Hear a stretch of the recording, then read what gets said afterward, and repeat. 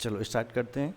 ये जो IIT JAM का आपका लेक्चर नंबर 4 है, इसमें मैंने आपको 3 इंपॉर्टेंट थ्योरम्स को लिया है। नंबर फर्स्ट जो आपकी थ्योरम है वो थ्योरम आपकी एवलर्ट यानी आयलर टॉसेंट फार्मूला या आयरल एवलर टॉसेंट थ्योरम भी बोलते हैं। इसको आप किसी भी नाम से बोल दो, चाहे थ्योरम या फिर फार्मूला, बोथ आर सेम। कुछ लोग इसको एवलर टॉसेंट फार्मूला भी बोलते हैं बिकॉज ये जो हमारा एक 5m करके जो वैल्यू निकलती है वो 5m वैल्यू होती है, वो एक पर्टिकुलर न्यूमेरिकल वैल्यू देती है। या फिर आगे जो कुछ थ्योरम्स है जिसमें इसको हम एज अ फार्मूला यूज करते हैं, फार्मूले की तरह, तो इसलिए कुछ लोग इसको फार्मूला भी बोलते हैं और फंक्शन भी बोल देते हैं। अब इसको मैं एक बार समझ लेता हूँ डेफिनेशन से, जो भी है जिसको जो भी बोलेंगे वो फर्दर आगे की बात है। लेट एम भी क्या है, सबसे पहले देखो जब भी किसी आप थ्योरम फंक्शन या किसी भी फार्मूला कुछ भी पढ़ रहे हो तो उसमें छोटा सा आपका एक टास्क ये रहता है कि सबसे पहले उसके अंदर जो यूज़ होने वाली इंटीजर्स हैं या जो भी क्वांटिटी हैं उनको अच्छे से समझ लो। जैसे कि एम क्या है, पॉजिटिव इंटीजर। फिर then Euler totient function define as, ये कह लें ये इसका देखो जर्नल आप मोस्टली बुक्स देखोगे तो केवल इसमें ये मिलता है आयलर, लेकिन आयलर और टॉसेंट ने मिलकर इस फार्मूला को डेवलप किया है, इसलिए इसको मैं जानता हूँ आयलर टॉसेंट फार्मूला। दोनों के नाम, जब भी दो साइंटिस्ट किसी एक ही पर्टिकुलर टॉपिक पे काम करते हैं तो फर्दर दोनों साइंटिस्टों का एक रिमाइनिंग योगदान रहता है। तो फिर फर्दर क्या होता है कि जो भी हमारा आगे एक कमेटी डिसाइड की गई कि भाई दोनों साइंटिस्ट हैं, उन दोनों का योगदान है, तो हम दोनों की रिस्पेक्ट में उसका नाम डिफाइन करेंगे। तो इसलिए जब भी दो साइंटिस्ट कहीं भी देखे जाए तो इसका मतलब क्या है कि वो दोनों साइंटिस्ट ने मिलकर इसके डेवलप किया है, तो इसलिए इसका आयलर और टॉसेंट फार्मूला बोलते हैं। देखो ये डिफाइन क्या है, सबसे पहले तो इसकी वैल्यू 5 इसको ये 5 ये जो टॉसेंट फार्मूला है, आयलर फंक्शन है, इसको 5 बोलते हैं। 5 की वैल्यू 1 होगी। सबसे पहले तो इन्होंने डिफाइन किया कि 5 की वैल्यू 1 होगी। अब देखो यहाँ कुछ 1 इनपुट कर रहे हैं, उसके रिस्पेक्ट में कुछ आउटपुट हो रहा है, तो ये फंक्शन बन गया है, तो इसलिए इसको आयलर टॉसेंट फंक्शन भी बोलते हैं, या फिर थ्योरम फार्मूला कुछ भी बोलो। और दूसरी कंडीशन क्या है, बस ये आपको समझ में आ जाए तो फिर उसके बाद पूरा समझ आ गया है। इन्होंने कहा है कि 5m क्या है, 5m आपके वो नेचुरल नंबर्स होंगे जो इस m के साथ GCD जिनका 1 होगा। m के साथ GCD इसका 1 होगा, क्योंकि यहाँ पर लास्ट में लिखा है रिलेटिवली प्राइम, और रिलेटिवली प्राइम का मतलब GCD किसका, m का, और m के साथ जो भी यहाँ पर हम नेचुरल नंबर रखेंगे, जैसे मैंने खाली प्लेस रख दिया है, इज इक्वल टू ये 1 होना चाहिए। अब इस जो मैंने खाली प्लेस रखा है या स्थान छोड़ रखा है, इस पे आप जैसे सपोज 1 रखो, आप जानते हो 1 का किसी के साथ GCD टेक करोगे तो 1 आ जाएगा, तो इस तरह से इस फंक्शन में 1 तो हमेशा होगा। इसी टाइप से और आगे हम फिर 1 2 3 4 5 डॉट डॉट m माइनस तक वैल्यू रखेंगे। बस ये चीज़ ध्यान रखना है कि यहाँ पर जो भी हमारा इंटीजर है इसमें से एक घटा दो, एक घटाने के बाद फिर 0 से लेके m-1 तक जितनी इंटीजर्स बनेंगी वही इसके अंदर आ सकती हैं, इस फंक्शन के अंदर, उससे ज़्यादा कभी नहीं आ सकती हैं। इसलिए आप हमेशा ध्यान रखना कि इस फंक्शन का जो भी वैल्यू आएगा वो m से लेस ही आता है, m से ग्रेटर कभी नहीं आता है। m का मतलब है कि हम जिसका आयलर फंक्शन निकाल रहे हैं या जिसकी वैल्यू निकाल रहे हैं उसका हमेशा उस जिसकी रिस्पेक्ट में निकाल रहे हैं उससे एक कम रहती है वैल्यू। चलो देखते हैं, और भी कम भी हो सकती है, ज़रूरी नहीं एक ही कम हो, वो आपका डिपेंड करता है कि इंटीजर किस फॉर्म में है। तो अब इसको देखो जर्नल, हम बार बार आयलर नहीं बोलेंगे, इसको हम 5 आयलर फंक्शन बोलते हैं, लेकिन 5m समझेंगे, ठीक है।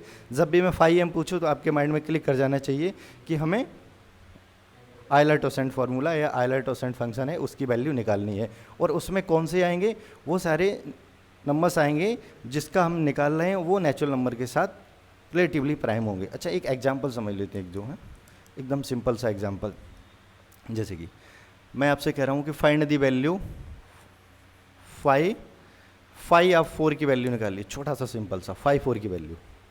तो 5 4 की वैल्यू के लिए आप क्या करोगे, इसमें सबसे पहले मैंने कहा सबसे पहले आप GCD अलग रख लो, कहीं भी अलग, फिर उसके बाद कुछ शॉर्ट हैंड भी बनाएंगे इसके हम, आप अलग से रख लो। पहले फार्मूला जो मेन फंक्शन है उसकी वैल्यू समझ लो, यहाँ पर 4 रख दिया मैंने, अब ये स्थान मैंने प्लस खाली छोड़ दिया है, और यहाँ पर सिर्फ वो नंबर्स आ सकते हैं जिसके साथ, यानी किसके 4 के साथ उसका GCD 1 हो। तो सबसे पहला 1 आ जाएगा, देखो 1 आ जाएगा, 1 इसमें हो गया, 2 आ जाएगा, नहीं आएगा क्योंकि GCD 2 हो जाएगा, ग्रेटेस्ट कॉमन डिवाइजर 2, 3 आ जाएगा, हाँ 3 आ गया, फिर 4 तो हो ही नहीं सकता है।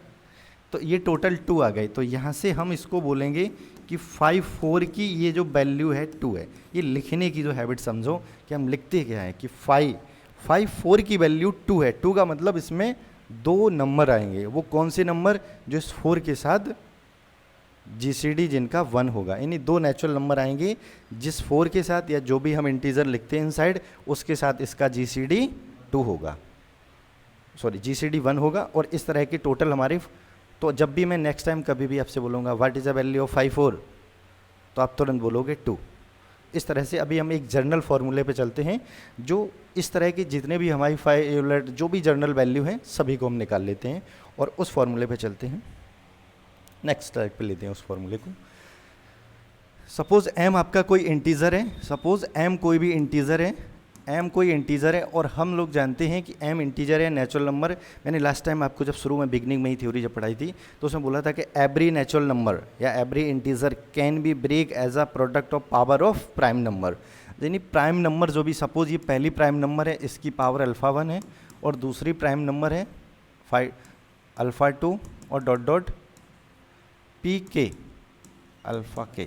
इसका मतलब है कि जो भी हमारी नंबर थी इंटीजर्स नेचुरल नंबर जो भी है, मैंने इसको ब्रेक कर लिया है, मैंने इसको ब्रेक कर लिया है इस नंबर को प्राइम नंबर के फैक्टर के फॉर्म में, प्राइम नंबर के फैक्टर के फॉर्म में। अब ये जो फार्मूला आपका 5 जो भी हमारा यहाँ पर नंबर है उसका ये फार्मूला बनेगा। सबसे पहले जो भी हमारा नंबर है वो ऊपर रख दो और नीचे आप P1 P2 P3 dot dot P के जितनी भी हमारी नेचुरल नंबर आई हैं वो सभी 1 बाई 1 करके यहाँ हम रख देते हैं, ठीक है। अब फिर उसके बाद 1 माइनस P1, ओ उल्टा, ये राइट हैंड साइड आ गई, सब कहानी बदल कैसे गई भाई। फिर यहाँ P1 माइनस 1 P2 माइनस 1 और dot dot P K minus 1। This is general formula of Euler totient. जो एवलर-टॉसेंट हैं उनका ये जर्नल फार्मूला हो गया है। या इसको इन अदर सिंपल लैंग्वेज में, क्योंकि हमने इसको प्राइम इसी को तो m को ब्रेक किया इसकी पावर के फॉर्म में, इसको इन अदर फॉर्म में ऐसे भी इसको हम लिखते हैं कि m is equal to 1 minus 1 over P1 और सेकेंड 1 माइनस 1 ओवर P2 और इस तरह से डॉट डॉट करके हम 1 माइनस 1 ओवर पी के इस फॉर्म में भी लिखते हैं इसको लिख के। और इसमें जो भी हमारे प्राइम फैक्टर होंगे, सिर्फ हमें देखो उसकी पावर से कोई मतलब नहीं है, जो भी प्राइम नंबर है बस वो प्रेजेंट करने हैं यहाँ पर और इसके बाद इसकी वैल्यू कैलकुलेट कर लेंगे, ठीक है। अब छोटा सा ये जो फार्मूला ये है काफ़ी काम का फार्मूला है, इसको हमेशा ध्यान रखना, क्योंकि जब भी हम ग्रुप थ्योरी पढ़ेंगे और ग्रुप थ्योरी में ऑर्डर मतलब जैसे कि ZN पढ़ते हैं हम, SN पढ़ेंगे, या ग्रुप थ्योरी में काफ़ी ऐसे टॉपिक मिलेंगे जहाँ पर ये सीधा सीधा इसका बहुत मतलब ज़बरदस्त एप्लीकेशन है, बहुत काम की चीज़ है ये। तो इसमें अगर आप, मैं कह रहा हूँ कि आपको अगर एवलर-टॉसेंट फार्मूला नहीं आता है, फंक्शन नहीं आता है, उसके बाद आप ग्रुप थ्योरी पढ़ लो तो इम्पॉसिबल सा है। तो इसलिए तो हमेशा आपको कंप्लीट करके चलना ही है, इसे तो कैसे भी करके। और मैं कहता हूँ कि इसकी आप लिस्ट बनाइए, जैसे अभी मैं 1 बाई 1 करके कुछ पर्टिकुलर, जैसे 0 to लेके आप 20, कम से कम 0 से लेके 20 तक के जितने हमारे नेचुरल नंबर हैं उन सभी के लिए आपको 5 यूलर फंक्शन को एक लिस्ट बनानी है और उसको लर्न कर लेना है, ठीक है। ओके, चलते हैं नेक्स्ट। हो गया, चलो अच्छा, इसकी कुछ वैल्यू निकालते हैं, इसको नोट, सिर्फ एक किसी पर्टिकुलर एक फार्मूला को नोट कर लीजिए, ठीक है। और फिर उसके बाद इसके हम कुछ 5 1 5 2 5 3 5 4 5m इस तरह से कुछ वैल्यू निकालते हैं,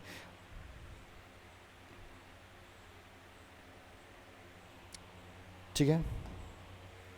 एक बार देखिए, अब देखो लास्ट में अब एक मतलब एक सीक्वेंस बन जाएगा। आपने अगर फर्स्ट 2 टर्म्स लिख लिए तो उसी के अकॉर्डिंग आगे फर्दर आप डिफाइन कर सकते हो। चलते हैं नेक्स्ट आगे। देखो मैं आपसे कह रहा हूँ कि find the value of 5 2, find the value of 5 2। तो जो भी मैंने अंदर लिखा है m के प्लेस पे, m के स्थान पे, इसको आप प्राइम नंबर की फैक्टर में तोड़ो, वो तो एक ही है, एक ही है, केवल 2 है और 2 वो भी प्राइम नंबर है। तो यहाँ से जो आपका देखो पूरा अगर फॉर्मूला यूज़ कर रहे हैं, मैं एक बार फिर इसके बाद आपको शॉर्ट हैंड दे देंगे, हम यहाँ से पूरा फॉर्मूला यूज़ कर रहे हैं। ऊपर क्या 2 ओवर 2 और नीचे जो प्राइम नंबर है वो माइनस का 1। तो यहाँ से इसका अगर देखो ये कैंसिल आउट होके फाइनली क्या मिल गया 2 माइनस 1, इसकी वैल्यू आ गई 1। अब थोड़ा केयरफुली देखना, यदि कभी भी कोई प्राइम नंबर है, उस प्राइम नंबर का हमें क्या निकालना है, आयलर फंक्शन निकालना है या फाई की वैल्यू निकालनी है, फाई पी की, पी इज प्राइम नंबर, तो इसके लिए पूरा फॉर्मूला याद करने की कोई ज़रूरत नहीं है। आप इसको क्या लिख लो, phi P minus one, phi P minus one, क्योंकि ये जो आपका जब प्राइम नंबर है वो तो कैंसिल आउट हो गई, फैक्टर ही तो बचेगा केवल, तो वो सीधा सीधा यहाँ से हमारा ये प्रॉपर्टी या फॉर्मूला या आप कुछ भी समझ सकते हो, ये निकल के आ गया शॉर्ट हैंड। सेकंड, ये फर्स्ट मैंने लिखा आपको, सेकंड समझना केयरफुली। और अच्छा, ये चीज़ आप नोट करना चाहो तो नोट कर लो, नहीं लास्ट में आप वीडियो में भी आप देख सकते हो, फिर नोट कर लेना यहाँ पर, क्योंकि मैं सोच रहा हूँ इसे कम से कम समय में जो भी पूरा हमारा एक्सप्लेनेशन है वो हम एक्सप्लेन कर सकें। आप घर पे भी बाद में देख सकते हो, उसको मैं अपलोड कर दूंगा इस वीडियो को, ठीक है। अब सेकंड, यदि मैं फाई के अंदर एम एन 2 इंटीजर्स लिख रहा हूँ या 2 नेचुरल नंबर्स है हमारे, बट यहाँ पर एक छोटी सी कंडीशन लिख रहा हूँ कि जीसीडी किसका, जीसीडी एम और एन, इसका जीसीडी 1 होना चाहिए, इसका जीसीडी 1 होना चाहिए। तो इस केस में phi m into n, sorry ये कॉमा नहीं है क्योंकि बीच में फंक्शन है, ये एम इंटू एन है, ठीक है, एम इंटू एन, ये आपका एम इंटू एन है।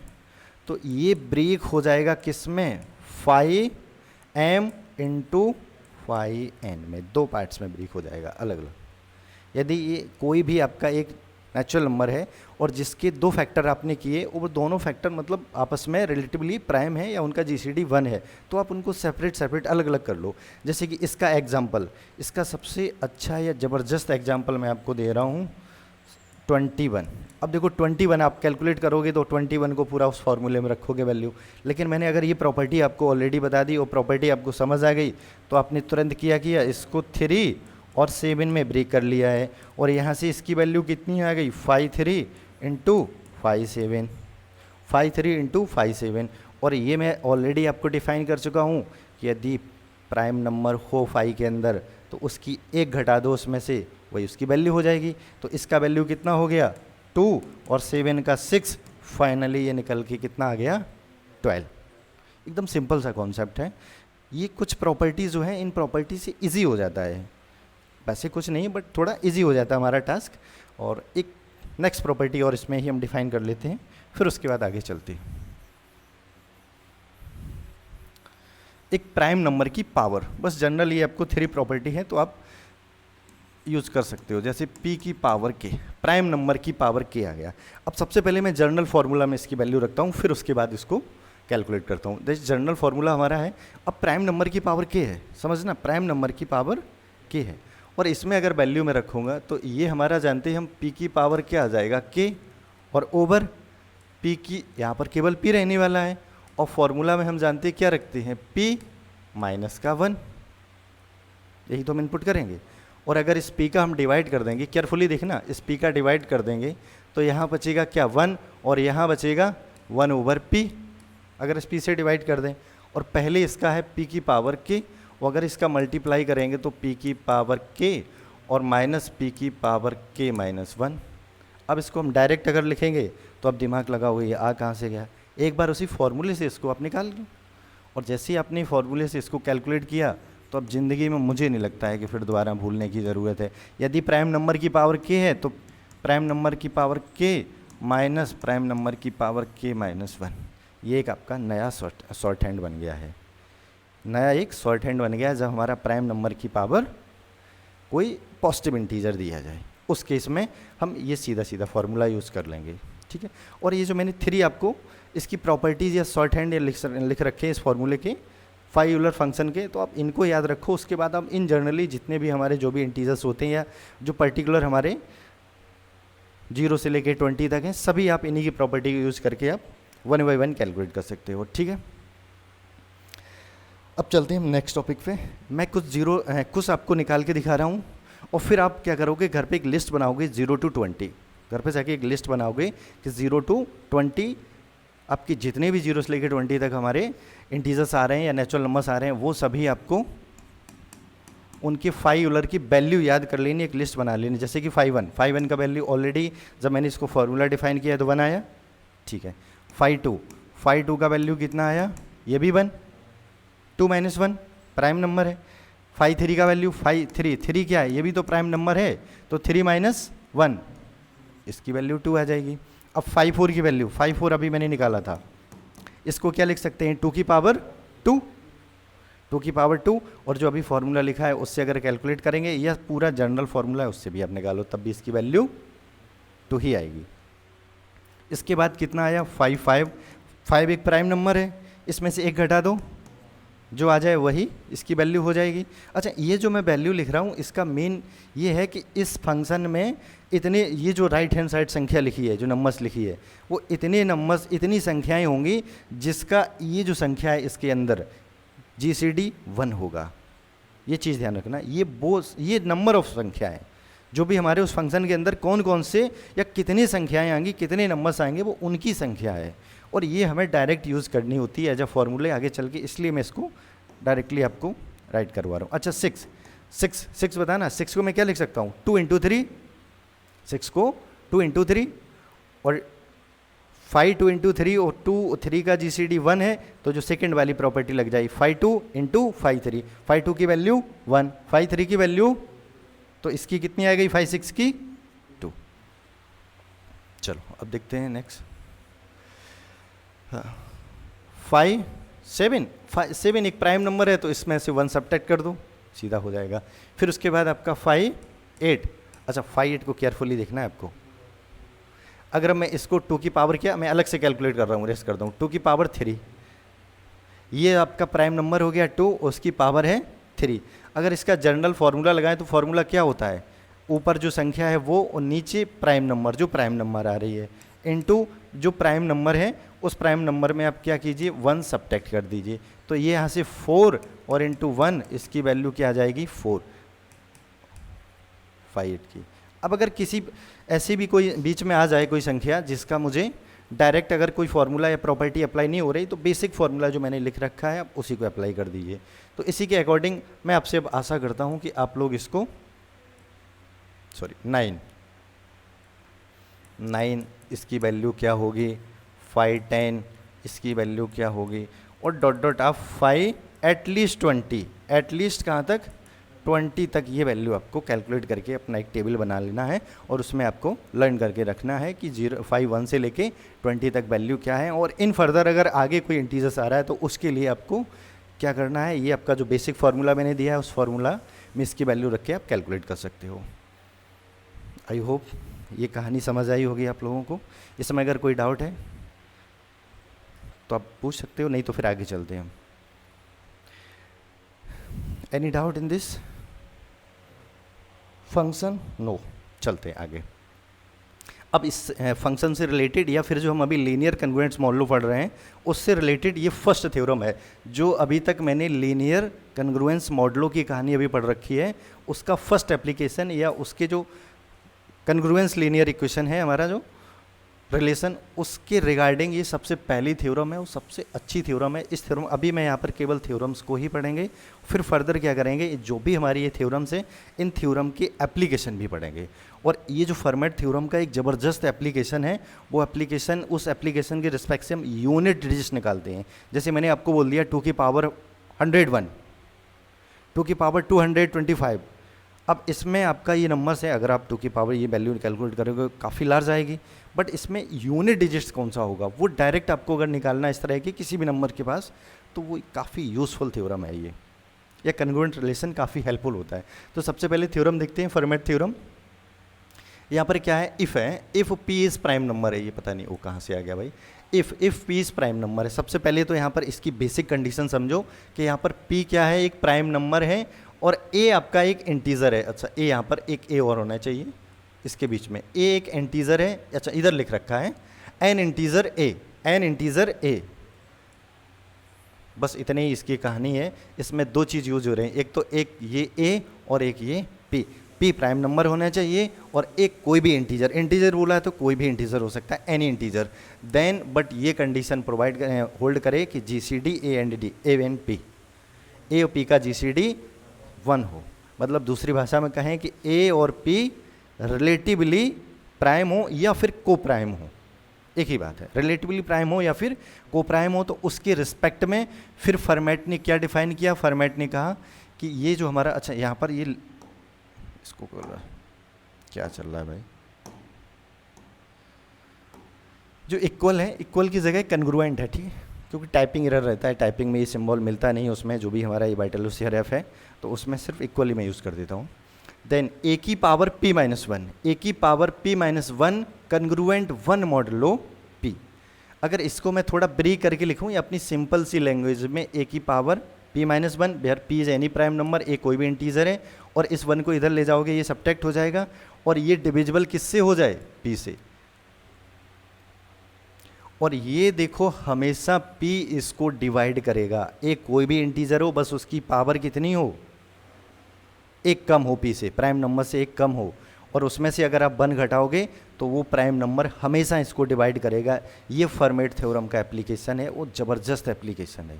अब इसमें सोचना नहीं है, जैसे कि मैंने एक एग्जांपल लिया, एग्जांपल में लिख रहा हूँ, जैसे मैंने आपको एक प्राइम नंबर मैंने दे दिया 3, समझना, प्राइम छोटा सा ले रहे हैं जिससे आप एक रियल वे में उसको समझ सको। 3 प्राइम नंबर मैंने p इज इक्वल टू 3 रख दिया है, and a is equal to मैंने आपको a इज इक्वल टू मैंने लिया है 8, और इन दोनों का GCD, इन दोनों का GCD किसका, 3 का और 8 का कितना हो गया, 1। तो ये कंडीशन फुलफिल हो गई। p प्राइम नंबर है, a कोई भी इंटीजर है, तो मैंने इंटीजर, अब ये इंटीजर प्राइम नंबर भी हो सकती है, ज़रूरी नहीं कि 8 है कि 7 है, क्या है, इंटीजर्स का मतलब कोई भी प्राइम नंबर्स भी हो सकता है। अब ये फर्मेट थ्योरम क्या बोल रहा है, फर्मेट थ्योरम बोल रहा है कि जो 8 जो इंटीजर है उसकी पावर कितना, p माइनस वन, यानी 3 माइनस वन, और ये कन्ग्रुएंट किसके होगा, 1 मॉडलो जो भी प्राइम नंबर है वो, जो भी मॉडलो में क्या है, प्राइम नंबर।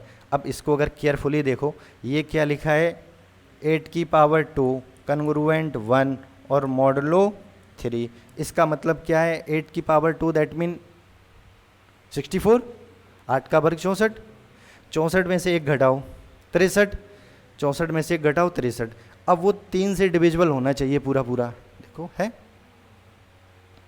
हो गया। अब इसी को आगे चल के हमने कहा शेषफल या रिमाइंडर में कैसे यूज करेंगे। अगर कहीं भी कोई भी इंटीजर मुझे दी जाए और यदि इस कंडीशन को फुलफिल कर रहा है, तो हम ये देखेंगे कि अगर 8, जैसे कि यहाँ 8 की पावर 2 है, अगर 8 की पावर 2 को हम 3 से डिवाइड कर दें, समझना, जो ऊपर यहाँ इंटीजर है, इंटीजर की पावर जिससे आप डिवाइड कर रहे हो, जिससे भाग दे रहे हो, उसमें से 1 घटाने के बाद यदि पावर है उसकी, तो इसका जो रिमाइंडर यानी शेषफल क्या आएगा, हमेशा 1 आएगा। ये ज़बरदस्त एप्लीकेशन है इस थ्योरम का। अगर कोई भी ऊपर आपका एक संख्या इंटीजर लिखी है, उसकी पावर जिससे भाग दे रहे हो 1 कम है, तो उसका अगर डिवाइड करोगे हमेशा उसका रिमाइंडर शेषफल 1 आएगा। This is application of the format theorem. तो आई होप ये फर्मेट थ्योरम की आपको कहानी समझ आई होगी। बस इंटीजर देखो, प्राइम नंबर देखो, और जो आपका इंटीजर्स है उसकी पावर प्राइम नंबर में से 1 घटाने के बाद वो उसकी पावर है, तो फिर उसी प्राइम नंबर से उसको डिवाइड करो, उसका शेषफल 1 आएगा। ये आपका जो लिखा है इसका मेन इतना है केवल, ठीक है। तो फर्मेट थ्योरम से रिलेटेड आप लोग अपने मन से 2 या 3 एग्जाम्पल क्रिएट करोगे, फिर उसके बाद जब एप्लीकेशन पढ़ाएंगे तो और इसके रिगार्डिंग काफ़ी हम क्वेश्चन यहाँ पर टेक करेंगे। आप लोग अगर ऑलरेडी ग्रेजुएशन पढ़ चुके हो, बीएससी पढ़ चुके हो, तो बीएससी ग्रेजुएशन की बुक उठाना आप मॉडर्न एल्जेब्रा में आपको 3-4 क्वेश्चन फॉर्मेट थ्योरम के मिल जाएंगे, बट ज़्यादा नहीं है। और उसके रिस्पेक्ट में मैं और भी क्वेश्चन इसको आपको शेयर कर देंगे अपने व्हाट्सअप ग्रुप पे, या फिर आपको प्रोवाइड करा देंगे किसी भी सोशल मीडिया के माध्यम से, ठीक है। अब चलते हैं नेक्स्ट। सपोज जैसे कि मैं आपको दे रहा हूँ, यहाँ पर मैंने ए इज इक्वल टू दे दिया आपको, ए इज इक्वल टू 7 और पी इज इक्वल टू मैंने आपको दे रखा है 11, समझना, p इज इक्वल टू 11। अब ये फॉर्मेट थ्योरम का ज़बरदस्त एप्लीकेशन, मैं कह रहा हूँ कि व्हाट इज़ द वैल्यू क्या, 7 की power, what is the value of 7 to the power 11, बताओ। फॉर्मेट थ्योरम का एप्लीकेशन है ये, या उसके अकॉर्डिंग इसको अप्लाई करके और इसकी मुझे वैल्यू निकालना है कि कितना रिमाइंडर आएगा, कितना आएगा, 1 आएगा। 1 के लिए आपको ऊपर p-1 होना चाहिए, मतलब जिससे डिवाइड कर रहे हो उसमें से 1 घटाने के बाद पावर होनी चाहिए। अच्छा, ये जो मैंने फॉर्मेट थ्योरम अभी लिख रखी है क्या, a की power p-1 congruent 1 modulo p, इसका दूसरा फॉर्म है, अदर फॉर्म में हम ऐसे भी लिख सकते हैं, ये चीज़ ध्यान रखो, इज इक्वल टू a क्या, मॉडुलो पी, मॉडुलो पी, यानी जो ए है उसकी पावर पी और उसको अगर पी से डिवाइड कर रहे हो तो जो रिमाइंडर जो शेषफल क्या आने वाला है, ए। बट यहाँ पर ए क्या होना चाहिए, जिससे आप भाग दे रहे हो उस ए की वैल्यू उससे कम होनी चाहिए, नहीं तो फिर एक बार फिर उसे हम डिवाइड करके उसे जो भी कर लेंगे शेषफल वो आएगा। ठीक है, तो यहाँ पर क्या है 11 पी और यहाँ पर ए 7, तो इसको इससे डिवाइड करेंगे, इसका जो रिमाइंडर, ये चीज़ ध्यान रखना, शेषफल क्या आएगा, रिमाइंडर आएगा 7। अब 7 11 से छोटा है तो फिर कोई दिक्कत ही नहीं, अगर ये 11 से बड़ा होता है यहाँ पर तो फिर एक बार फिर 11 से डिवाइड करके जो रिमाइंडर शेषफल आता वो रख देते हम। ठीक है, ये आपकी फर्मेट थ्योरम हो गया है। नेक्स्ट देखते हैं फर्मेट थ्योरम, आई होप समझ में आया होगा। इसके और अच्छे एप्लीकेशन मिलेंगे जब हम उसको पढ़ेंगे, रिमाइंडर या मतलब लास्ट यूनिट डिजिट्स या लास्ट 2 डिजिट्स निकालेंगे तो उसमें बहुत अच्छा एप्लीकेशन है फर्मेट थ्योरम का। अब नेक्स्ट थ्योरम देखते हैं, आयलर थ्योरम। नेक्स्ट थ्योरम है हमारी क्या, आयलर थ्योरम। आयलर थ्योरम क्या है, एक बार स्टेटमेंट पढ़ लेते हैं हम लोग। अपन लोग देखते हैं कि भाई सबसे, देखो इसको मैंने डायरेक्टली सिंपल लैंग्वेज में लिख रखा है, यदि जीसीडी किसका, ए और एम का, ए आपका कोई भी और एम ए एम कोई भी इंटीजर्स हैं, इनकी जीसीडी 1 होनी चाहिए। देखो फर्मेट थ्योरम में एक कंडीशन लगी थी कि पी प्राइम नंबर ही होना चाहिए, बट यहाँ पर वो कंडीशन हट गई। इन्होंने कहा कोई भी 2 नंबर हो, बस जीसीडी 1 हो, इंटीजर्स हों, जरूरी नहीं कि वो प्राइम नंबर ही हों, बट उनका जीसीडी 1 हो। तब ये कह रहे हैं कि अगर जीसीडी 1 हो देन ए की पावर 5m, 5 समझ गए, यूलर फंक्शन है, यूलर टोसेंट फंक्शन 5m, अगर ए की पावर 5m है तो इसका भी रिमाइंडर हमेशा या शेषफल क्या आएगा, 1, अगर इसको m से डिवाइड कर दिया जाए, इसका भी शेषफल हमेशा 1 आएगा यदि इस m से डिवाइड कर दिया जाए, या फिर और इसको सिंपल लैंग्वेज में लिखें, ए की पावर 5m माइनस 1 और इसको अगर m से डिवाइड करोगे तो ये परफेक्ट डिवाइज़र होगा, यानी m का पूरा पूरा भाग चला जाएगा इसमें। और इसको लिखे में a की पावर 5m और सिंपल लैंग्वेज में लिखें, यदि इसको जिसका आप यूलर फंक्शन ले रहे हो 5m निकाल रहे हो उसी से आप डिवाइड कर रहे हो, तो इसका जो रिमाइंडर आएगा, देखो बराबर में जो रिमाइंडर आएगा वो शेषफल हमेशा क्या आएगा, 1 आएगा। ये देखो थ्योरम इनके बहुत अच्छे एप्लीकेशन हैं। जब भी हम किसी जैसे बहुत लार्ज कोई बड़ी संख्या दे दी है, उससे बोल दिया जाता है कि इससे डिवाइड करो इसे, और डिवाइड करने के बाद शेषफल क्या आएगा, ऐसे क्वेश्चन काफ़ी कंपटीशन में ही पूछे जाते हैं, फिर मैथमेटिक्स में ही पूछे जाते हैं। जैसे कि ये आपका IIT एग्जाम में जब कभी रैंडम एक क्वेश्चन, और प्लस उसमें हमने देखा है नेट में तो हमेशा इसका एक क्वेश्चन यहाँ से मिल जाता है आपको, ये नंबर थ्योरी के एप्लीकेशन से रिलेटेड। तो ये जो आपको 5 यूलर फंक्शन का डिफाइनिंग फार्मूला है। अब इसको मैं एक काउंटर एग्जांपल से समझता हूँ क्योंकि यहाँ से चीज़ें कम क्लियर होती हैं। यहाँ पर मैंने suppose a is equal to, आप अपनी तरफ से बोलिए कि ए की कोई ऐसी वैल्यू लेनी है जिसका ए और एम का जीसीडी 1 होना चाहिए। जैसे ए इज इक्वल टू मैंने 9 ले लिया है और एम इज इक्वल टू 10 ले लो, A is equal to 9, M is equal to 10, और ए और एम का जीसीडी क्या है हमारा, ए और एम का जीसीडी किसका, जीसीडी 9 और 10 हम जानते हैं इनका, और यहाँ पर एक भी प्राइम नंबर नहीं है, बट फर्मेट थ्योरम में एटलीस्ट 1 प्राइम नंबर होना चाहिए, लेकिन यहाँ पर एक भी प्राइम नंबर नहीं है। ये इसकी ब्यूटी है, मतलब फर्मेट थ्योरम से ये काफ़ी एक्सपेंसिव है। तो यहाँ पर हम देखेंगे कि इनका जीसीडी अगर 1 आ गया है तो फिर ये थ्योरम हमारी अप्लाई हो जाएगी। ये थ्योरम अप्लाई होने का मतलब हम क्या बोलेंगे कि हम क्या कर दें, ए की पावर, ए कितना है हमारा 9, ए की पावर कितना कर दें 5 10, और इसका जो हमेशा ये कन्ग्रुएंट किसके होगा 1, मॉडुलो कौन सा होगा, जो m है, m का मतलब 10 है। अब 5 10 की वैल्यू अभी मैंने ऑलरेडी आपको निकाल रखी है, कितनी है 4, यानी 9 की पावर 4 कन्ग्रुएंट 1 मॉडुलो 10, ये बन गई फर्मेट थ्योरम। और जब भी क्वेश्चन दिया जाएगा तो आपको ऐसे ही दिया जाएगा, कुछ भी नहीं बोला जाएगा उसमें कि आपको फर्मेट थ्योरम अप्लाई करना है कि आयलर थ्योरम अप्लाई करना है कि विल्सन थ्योरम अप्लाई करना है, कुछ भी नहीं बोला जाएगा, आपको सीधा सीधा इसी फॉर्म में दिया जाएगा। इसी फॉर्म में बस आपको चेक करना है कि जो भी 2 हमें इंटीजर दिए इनका जीसीडी 1 है तो हम तुरंत फर्मेट ये आयलर थ्योरम अप्लाई कर सकते हैं। इसका मतलब ये क्या है कि अगर हमने 9 की पावर 4 में 10 से डिवाइड किया तो शेषफल हमेशा 1 आएगा। अगर 9 की पावर 4, ये तो मैंने छोटा सा लिया, अगर और भी लार्ज कर दूं मैं, इसकी जगह अगर सपोज 101 ले लेता हूं मैं, तो फिर वो इसकी मतलब लार्ज वैल्यू हो जाएगी। 9 की पावर 101 का फिर हम फाइल और फंक्शन निकालेंगे तो उसको अगर आप डायरेक्ट डिवाइड अलग अलग करके आप डिवाइड करोगे आप पागल हो जाओगे, बहुत बड़ी संख्या हो जाएगी। लेकिन फॉर्मेट थ्योरम से उसका विद इन आपका 5 सेकेंड में रिमाइंडर शेषफल निकल आएगा। तो ये फॉर्मेट थ्योरम का एप्लीकेशन है। अब घर पे जब भी जाओगे तो ये आपके पास एक बार वीडियो को देखना और उसके बाद अपने मन से आप एग्जाम्पल क्रिएट करने का प्रयास करना, कुछ भी अपने मन से आप क्रिएट करना, ठीक है। अब नेक्स्ट चलते हैं विल्सन थ्योरम। विल्सन थ्योरम में क्या है?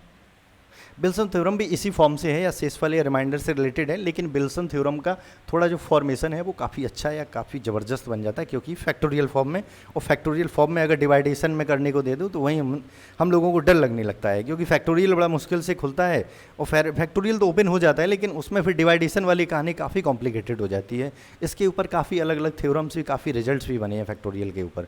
तो इसका विल्सन थ्योरम क्या है कि P यहाँ पर भी एक स्टिक कंडीशन है कि P प्राइम नंबर होना ही चाहिए भाई। P अगर प्राइम नंबर नहीं है तो आप इस थ्योरम को अप्लाई नहीं कर सकते हो। अगर P प्राइम नंबर है तो ये कह रहे हैं कि P-1 का फैक्टोरियल प्लस 1, अगर इसमें आप किससे डिवाइड कर रहे हो P से, तो इसका शेषफल या रिमाइंडर हमेशा 0 आएगा। इसको अगर इसमें बोले ये कन्ग्रुएंट लिखा है, ठीक है, यानी P-1 factorial plus 1 congruent 0 modulo P। अगर इसको थोड़ा और सिंपल लैंग्वेज में लिखें तो P-1 फैक्टोरियल प्लस 1, और यदि आप इसको किससे P से डिवाइड कर रहे हो तो इसका जो रिमाइंडर या शेषफल आएगा वो हमेशा 0 आएगा। अच्छा, ये तीनों थ्योरम आपने फाइनली देखे होंगी, कहीं ना कहीं शेषफल, रिमाइंडर या फिर लास्ट यूनिट डिजिट, इस तरह की अगर कैलकुलेशन है यानी नंबर सिस्टम में, उसी के लिए ये एप्लीकेबल है, ठीक है। अब चलते हैं इसके बाद इसका एप्लीकेशन देखते हैं, कोई अपनी काउंटर एग्जाम्पल, जैसे कि हाँ आप बताइए कोई एग्जाम अपनी तरफ से P का बताइए, एनी P, आप मुझे कोई भी P दीजिए, P का मतलब प्राइम नंबर दीजिए, छोटा, सबसे पहले आप छोटा प्राइम नंबर टेक किया करो जिससे हमें फील हो सके, डिवाइड करके इजीली हम उसको समझ सकें। जैसे आपने 5 लिया, P = 5, और विल्सन थ्योरम के अकॉर्डिंग विल्सन थ्योरम क्या कहती है कि आप 5-1 कीजिए, 5-1 कीजिए और इसका फैक्टोरियल लीजिए और फिर इसमें 1 जोड़िए, 1 जोड़ने के बाद इसको 5 से डिवाइड कीजिए, देखिए पूरा भाग चला जाएगा, परफेक्ट पूर्ण रूप से डिवाइड हो जाएगा ये डिवाइड, यानी इसका रिमाइंडर कितना आना चाहिए 0। देखो 5-1 फैक्टोरियल कितना हो गया 4, और इसमें आप 1 जोड़ दिया, 5 से डिवाइड कर दिया, फैक्टोरियल 4 की वैल्यू कितनी होती है 24, 4 × 3 × 2 × 1, तो ये 24 और प्लस का 1, और ये इज इक्वल टू 25/5 यानी 5, पूर्ण रूप से भाग चला गया, रिमाइंडर कितना आया 0।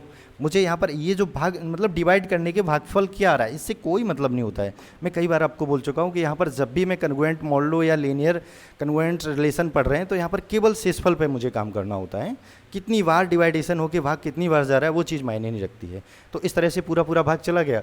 अगर यहाँ से मैं सीधा आपसे बोलूँ, देखना इसी क्वेश्चन को मैंने आपको दे दिया कितना, मैंने 43 दे रखा है, मैंने आपको क्वेश्चन समझना इसका एप्लीकेशन, मैंने 43 दे रखा है और 43 में मैं कह रहा हूँ, फिर उसके बजाय मैंने 43 को आपको इस फॉर्म में लिख रखा है। इस फॉर्म में क्या 43 एक मैंने नंबर्स दे दिया, मैंने कहा फाइंड दी रिमाइंडर, या मैं कह रहा हूँ शेषफल निकालिए किसका फैक्टोरियल, शेषफल निकालिए किसका फैक्टोरियल 4 का, बस खत्म, कुछ नहीं दिया मैंने। और इसको डिवाइड किससे कर दो आप 43 से। अब पूरी हो गई आपकी विल्सन थ्योरम। मैं कह रहा हूँ 42 फैक्टोरियल 42 में अगर 43 से आप डिवाइड कर रहे हो तो उसके बाद शेषफल कितना आएगा, रिमाइंडर कितना आएगा, या फिर इसमें थोड़ा और मैं स्ट्रॉन्ग बनाऊँ तो यहाँ 1 भी ऐड कर सकता हूँ। इस तरह की डिफरेंट सिचुएशन। अब देखो ये जो डिनोमिनेटर में जो भी लिखा है उसमें से एक घटाओ, अगर उसका ऊपर फैक्टोरियल है, यदि उसका ही फैक्टोरियल है तो उसके बाद अगर +1 है तो इसमें हमेशा शेषफल 0 आएगा, हमेशा शेषफल 0 आएगा। अगर ये जो ऐड कर रखा है मैंने इसको मैं हटा देता हूँ, ऐड करने के बाद हटा दिया मैंने, अब इतना ही कर दिया फैक्टोरियल और ये इसको डिवाइड कर दिया 43 से। बट इस पर ये देखना है कि जो डिवाइड कर रहे हैं वो डिवाइड करने वाली संख्या एक प्राइम नंबर है या नहीं। अगर ये प्राइम नंबर है तो उसमें से एक घटाने के बाद उसके फैक्टोरियल में अगर इसका डिवाइड करोगे और +1 नहीं है तो इसका जो शेषफल हमेशा 42 ही आएगा, इसका शेषफल 42 ही आएगा डिवाइड करने के बाद। और ये 42 क्या है, कैसे आएगा, इसको हम नेक्स्ट वीडियो में आप लोगों के लिए छोड़ रहे हैं, क्योंकि मैंने कहा कि अगर इसमें 1 जोड़ रहा हूँ तो फिर शेषफल 0 आएगा, बट इसमें अगर मैंने 1 हटा दिया तो फिर शेषफल आपका 42 आएगा। इस पे आप एक बार गौर करना, और उसको समझना, और फिर इसके रिगार्डिंग कुछ अलग अलग एग्जाम्पल लेके चलना आप लोग, और फिर उसको आप सिंप्लीफाई करके देखोगे तो आई होप ये फाइनल आप पहुंच जाओगे। और फिर जो भी इसकी रिमाइनिंग थ्योरी है, कुछ एप्लीकेशन इसके, जैसे लास्ट यूनिट डिजिट्स निकालना, शेषफल निकालना, लास्ट 2 डिजिट्स निकालना, किसी भी आपको कोई बड़ी लार्ज संख्या दी जाए तो उससे रिलेटेड में नेक्स्ट वीडियो में देखेंगे। बस इसमें इतना ही देखते हैं, और इसमें कोई भी प्रॉब्लम हो तो नेक्स्ट टाइम आप मुझसे पूछ सकते हो, ठीक है।